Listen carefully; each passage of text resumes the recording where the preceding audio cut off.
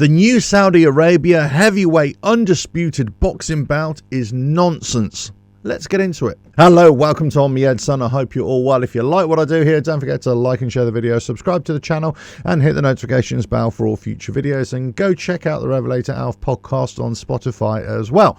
So, the undisputed heavyweight bout that has been announced by Saudi Arabia, by Turki Al-Sheikh, the head of the GEA, and thank you for the prince, and thank you for the prince, and all the thank yous that go along with that. He's announced that after the Francis Ngannou AJ fight, after the Tyson Fury Usyk fight, of course, the winners will fight each other in the undisputed bout. And they've made a bout, right? The undisputed bout. Now, let me just say this before all those people out there start accusing me of being negative and I should be more respectful and all this kind of stuff. It's just absolute nonsense, right? I'm not criticizing Saudi Arabia at all for putting on these fights. I question, is it good for boxing? I question what's going to be left in the wake of what they're doing. But in terms of getting these fights on, great, no problem. In fact, these are the fights that we've always wanted to see. They're throwing money at it to say, look, take money out of the question, you're going to fight, and we want you to fight. So basically, that's it. I've always said that the Saudi Arabia putting on these fights, putting on these events now for Riyadh season, it's all about self-promotion. They are promoting their country, of course. There's nothing wrong with that. But this is what they're doing, because there have been some reports this week, or some questions, or maybe some wishes from people out there, YouTube accounts or commentators or whatever. So, well, maybe Saudi Arabia would sponsor these events in the UK to have them at stadiums, because the criticism of the events in Saudi Arabia is that the crowd is very, very flat. There's not a lot of atmosphere there from the crowd, and they're not big, huge crowds either. Whereas you could have an 80,000 stadium, let's say at Wembley or whatever, and it will be packed and the atmosphere would be amazing. The problem is, again, it goes against the whole purpose of these events. It's to promote Saudi Arabia, right? So why would they take it to the UK or any other country? It might happen. I'm not saying it won't, but that's that being said. Anyway, let's get back to the point. The point is that they've created this undisputed bout, and very nice it looks too, right? If you like that kind of thing. But the problem is here, they've announced it during the AJ Ngannou press conference. So Al-Sheikh basically said, look, and he really threw Ngannou under the bus here. And you know what? People are criticizing me for, ramming down on Ngannou. But, I don't. I'm just calling it as it is. But for me, I think if I was in Ngannou's shoes, I'd be like, well, fuck you too, mate. What's all this about? He basically says to Ngannou, I don't want you to win. I treat you like a brother, but I don't want you to win. Well, thanks very much. Because what he's saying is he wants AJ to fight Fury. Now, I've seen the interview with Turki Al-Sheikh, and I can see where he's coming from. He just wants to deliver the best fights, or the fights that we've always wanted, right? The fights that we've always wanted. We've always wanted to see AJ and Tyson Fury, right? Maybe from the UK perspective, granted, right? We've always wanted to see AJ against Wilder. That hasn't happened yet. But, we're getting the fights that we've always wanted. So I can see what he's saying. If Fury comes through from Usyk, if AJ comes through against Ngannou, big ifs, of course, then this is the undisputed that we want. Great. So on paper, this seems like a really good idea. They're throwing money at it.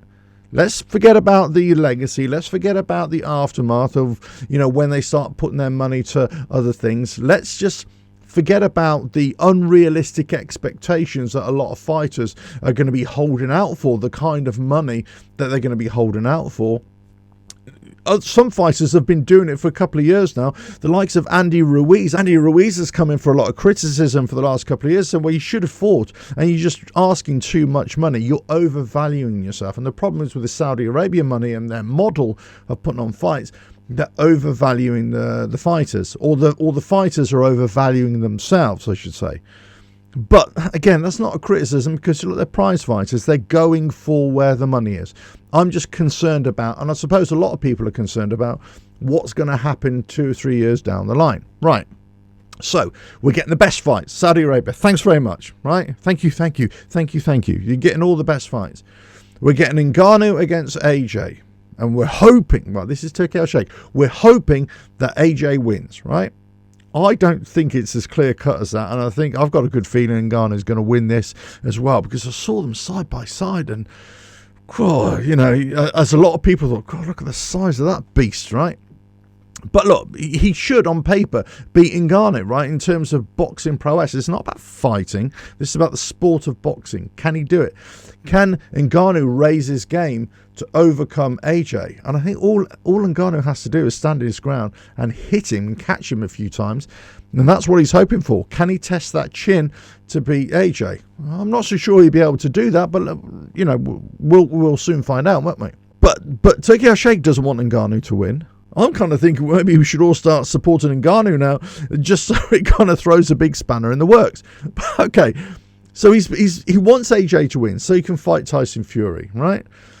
But the same breath, or, in this interview, he's saying, Fury against Usyk, there's a rematch clause, and there's possibly a rematch clause, or we want to see Ngannou and Fury again.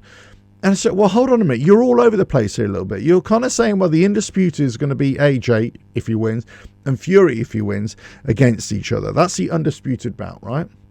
But you're also saying that there's all these other fights that are going to happen. Well, when are they going to happen? You can't have all these heavyweight fights happening in the same year. It's just not feasible. It's just not going to happen. Now, are we talking about AJ against Fury as the first Undisputed, and then the winner just keeps on having undisputed bouts, right? Or undisputed fights, right? Okay, that could kind of work. I could see that. Tyson Fury versus Usyk 2 for another Undisputed. Tyson Fury, if he wins, keeps on winning, of course, against Ngannou for another Undisputed. Yeah, okay. The spanner in the works here is if Ngannou wins and if Usyk wins, will there be an appetite around the world or from Saudi Arabia to put that fight on as an Undisputed? Well, they've kind of nailed their flag to the mast here, haven't they? They've said we want this Undisputed, and the winner faces the winner. They want AJ against Fury, but what about if Ngannou is quite likely he could win? It's not beyond the realms of possibility. And Usyk, it's not beyond the realms of possibility that he could win as well. Personally, my feeling is that Fury will win quite comfortably, and I think AJ will win, and it will be a struggle. It'll be a struggle to beat Ngannou, but that's my feeling. But listen, if they get it on and they put on this Undisputed fight, fantastic, right? Love it. But the ultimate point here that I want to make, and this is why it's nonsense, and I've said it's kind of nonsense because there's lots of variables here. There's lots of things of, it's all well and good saying, well, this is my wish list, this is what I'm going to pay to have. But to actually happen, two different things, right? But that being said, okay, fine, this is what you want. And if everything falls into line, yeah, we could get this Undisputed bout fight to go on. Now, I've been really surprised ever since the AJ Ngannou press conference that nobody has mentioned this. None of the boxing socials, none of the boxing media that I'm aware of. Okay, I'm not saying it hasn't happened. None of the boxing commentators. A few have come very close to it, but they haven't actually said anything about it, right? So if they have, or others have, great. They're obviously thinking like I'm thinking, right? So this is the ultimate nonsense of this Undisputed bout. The Undisputed bout, right, is only sanctioned, or the Undisputed fight, I should say, is only sanctioned by the four major sanctioning bodies: WBC, WBA, IBF, and WBO, right? Those are the four sanctioning bodies that have to approve the fight. Now, you could argue, of course they're going to approve the fight because of the multi-million fight deal that's going to be had. They're going to get their percentage. Of course they are. But there's one sanctioning body that has a history of, let's just say, spoiling the party or disrupting the undisputed crowns. And that's the IBF. The IBF regularly do this. Well, I wouldn't say regularly, but they do this with a certain amount of regularity, where they've got an undisputed champion, and he doesn't have the time frame, or she doesn't have the time frame to fight the mandatory opponent within the IBF rankings. Therefore, they are forced to vacate the bout so that within their time frame and within their policy and their procedure and within their structure, they can have a brand new world champion, right? That's what happens. So from one hand, they're kind of disrupting the whole undisputed crown, but the other hand, they're saying, no, you have to fight the mandatory. The mandatory, if you can't fight the mandatory, hey, guess what? You're out of there. This is a criticism of the UFC with John Jones against Tom Aspinall. John Jones is basically injured, so he can't fight. So really, he should be fighting a mandatory. He's not fighting. He should vacate the crown. Now, this kind of happens in and out in boxing as well. Sometimes the time frames are all over the place. Okay, I'll get to my point, because I know a lot of you kind of thinking we'll get to the point. But maybe you can read between the lines here, and you can already tell what I'm thinking. The sanctioning bodies have to approve the fight, the undisputed fight. So it doesn't matter what Saudi Arabia want. It doesn't matter what they want to put on the fight. They might entice the sanctioning bodies to say, yes, sanction the fight, but it doesn't mean they will. The second thing here is that really the IBF is most likely not to sanction the fight, or they're most likely to free the bout up before the undisputed bout fight can take place. So therefore, it won't be an undisputed bout. It will be a bout in bout name only, let's say. Just like a few of these other Saudi bouts that they've put on. The one with Tyson Fury against Ngannou. I think there was another one with Jake Paul against Tommy Fury as well. There's kind of ceremonial bouts, event bouts, rather than legitimate boxing bouts. So this could just be another ceremonial event bout between the two best fighters in the world, or two best boxers in the world, who are going for this undisputed crown in name only because the likes of the IBF are not sanctioning it. So you could have a situation where the undisputed champion, Tyson Fury or Usyk, right, whoever comes out on top, they will have to vacate their bout, the IBF crown, or maybe another bout as well, and then they won't be the undisputed champion anymore. They may go for this undisputed bout because that's the fight we want to see, you know, Tyson Fury against AJ, or would it be Usyk against Ngannou for that fight, for that bout, but it won't mean anything. This is where the nonsense, the real nonsense of this is. Until the four sanctioning bodies sanction that fight within a certain time frame, then you've got a fight. But until that time, it's not happening. Now, the only way this will work, for me, the only way this will work is if the IBA give a kind of an extension, a stay of execution. Because if AJ wins, right, against Ngannou, he still won't be the IBF number one unless the IBF change their rankings. The IBF have to get AJ as number one and Hrgović as number two. That's why after the Day of Reckoning on the 23rd of December, when AJ won, it was supposed to be that he was going to go for the vacated IBF title and he would overtake Wallin in the IBF ranking to fight Hrgović. Therefore, this would be his dream come true to be 3 times world champion.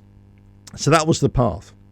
The problem was about timeframes again. Would the IBF be vacated in time for AJ to fight at the end of the Riyadh season? And that's where the question was, to say, well, is he going to be able to fight for the IBF bout in the meantime? Now, he's thinking, I've got to go for the money. I've also got to keep myself active as well. The attraction of fighting for Saudi, or the pull to fight for Saudi, I'm sure from Eddie Hearn as well, has been very, very strong as well. So it seems as if they put that IBF crown on the back burner. Okay, here is another problem that maybe nobody has really thought about. Francis Ngannou is only in the WBC rankings. He was given that ceremoniously, if you like, after the Tyson Fury fight. Okay, you could say, well, he kind of deserved it because he went toe-to-toe with Tyson Fury. I don't have an issue with that. Many people do. I don't have an issue. I think it's a bit of a stretch, but I can see why they've done it. But to my knowledge, so far today, at the time of this video being recorded, the other 3 sanctioning bodies have not put Francis Ngannou within their rankings. Certainly the IBF. Therefore, Francis Ngannou, if he beats AJ, he cannot legitimately go for the undisputed crown. against Tyson Fury because he's not in the IBF rankings. Now, could the IBF, if Francis Ngannou win, could they bring him into the IBF rankings? Well, again, to put him straight in at number one, I don't think there's any precedent for that. I don't think that's ever been done. He would have to fight a few tune-up fights in the IBF rankings to get to that number one slot. I would say he would have to fight Hrgović to be number one ranking, therefore he could go for the Undisputed. Hopefully you can see where I'm coming from here. The idea of the Undisputed bout is great, don't get me wrong. But unless the sanctioning bodies, especially the IBF, sanction this and allow this, then it only works with AJ against Fury or AJ against Usyk. It doesn't work with Ngannou. And maybe that's why Turki Al-Sheikh said, I don't want Ngannou to win. Because maybe they already know this. Maybe this is what they're thinking. They're thinking, we can't really... It's not going to work. It's not going to work if the IBF don't play ball. Now, I'm saying this as if the IBF are going to stand their ground and say, no, the mandatory has to be fought. Right now, that's Hrgović. He has to fight for the vacated IBF crown or title. Who's number two? It's AJ. Those two have to fight each other. If they don't, then we're going to go to the third and fourth. They'll fight for it and they'll be the IBF champion. So this is where the big sticking point is for me. Not only is it about timeframes and when are these fights going to happen, and is this just a wish list that isn't really realistic? Is this more like a ceremonial bout because it is just a wish list? And it all depends whether the IBF and the other sanctioning bodies, but primarily the IBF, will allow it, will allow this to happen. I'm not so sure it will, because we've been talking about the IBF the whole time with AJ and Hrgović ever since, well, for me, before December 23rd. So all of a sudden we forgot about that. Now, if we've forgotten about that in terms of world titles for AJ, that's fine, because he's going after 50 million. He's getting 50 million for this fight with Ngannou. I think Ngannou's getting 25 million. Fine. I don't have an issue with that. But if you're expecting them to go for an Undisputed afterwards, it kind of depends on what the authorities say, if they're going to allow it or not. I would not be surprised in the coming month or so that you see some shenanigans within the rankings, within the IBF rankings.